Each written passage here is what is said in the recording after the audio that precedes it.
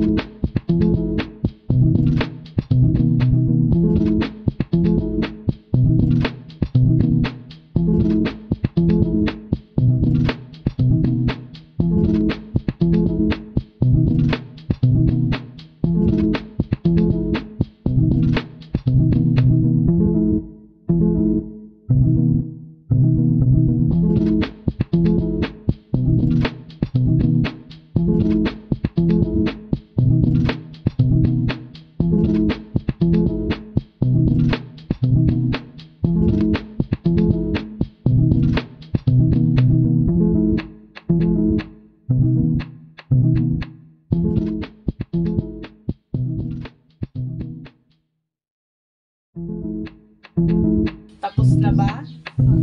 Ano ang ginagawa ng bata sa picture? Nagalinis. Nagalinis. Ano ang ginapulot nila? Basura. Saan sila nagapulot ng basura?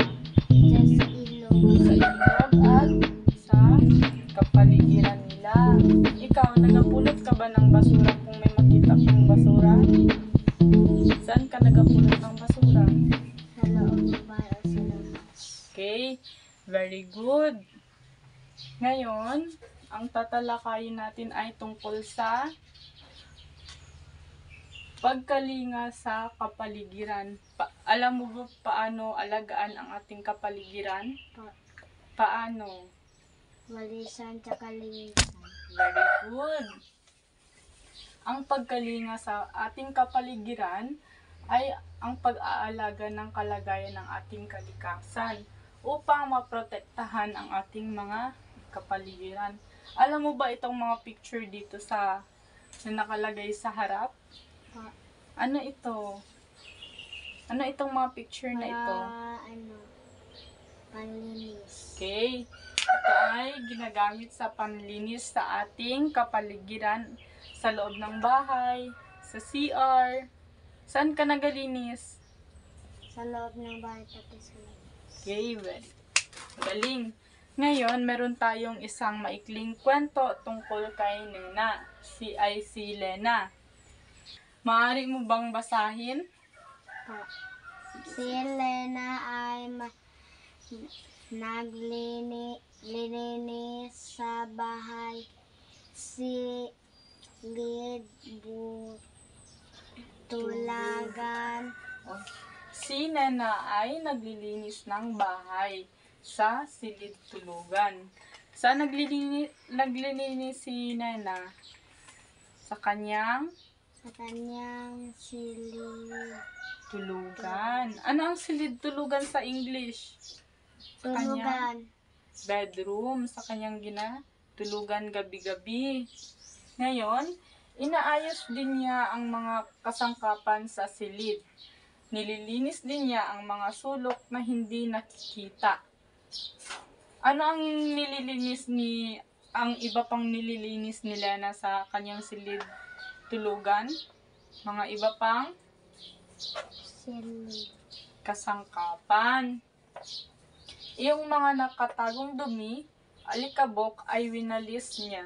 Ano yung mga kanyang winalis na ano? alikabok, Okay, alikabok. Inipon niya sa isang lugar ang mga dumi at kalat na nakuha. Huli kayo, sabi ni Lena. Ano sabi ni Lena? huli kayo, Ano yung nahuli niya? dumi, Oh, mga dumi.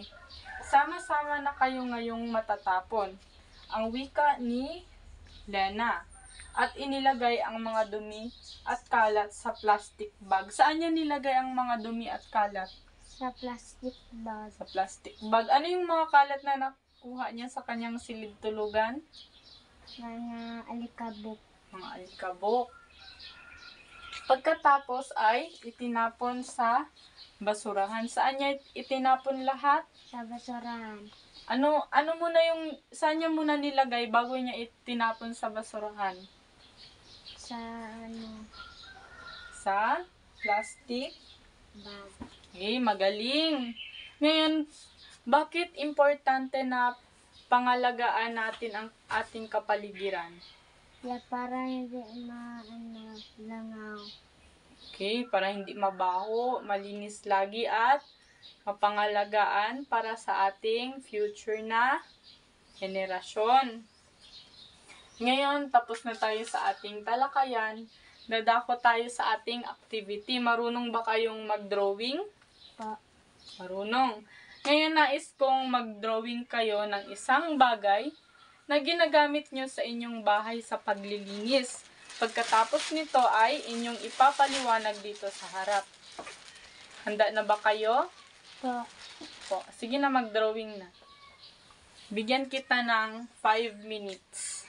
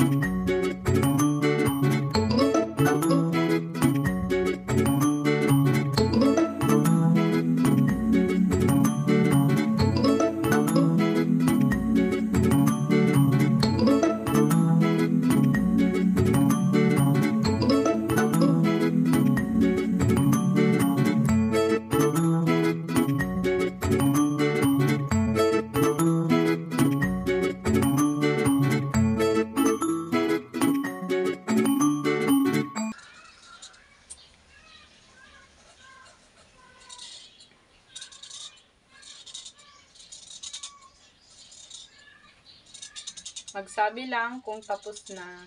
Tapos na. Bilis naman. Okay, maaari mo bang ipaliwanag kung ano ang iyong game drawing? Walis. Tayo. Pakita mo sa klase. Ang kanyang game drawing ay ay walis. saan ito ginagamit? Sa paglinis. Paglinis ng Dumi. mga dumi. Magaling. Ano yung 3 bagay na natutunan mo ngayong hapon? Maglinis. Maglinis, pangalagaan ang ating kapaligiran at mga kagamitan sa paglilinis. At doon nagtatapos ang ating klase. Ngayon, tumayo at magdasal before the class. Prayer before the class. Dear Lord, today let me say the right word. Let me see the right way. Let me hear no wrong. Guide me to the right way today. Let me say from hand, dear Lord, amen. Magaling.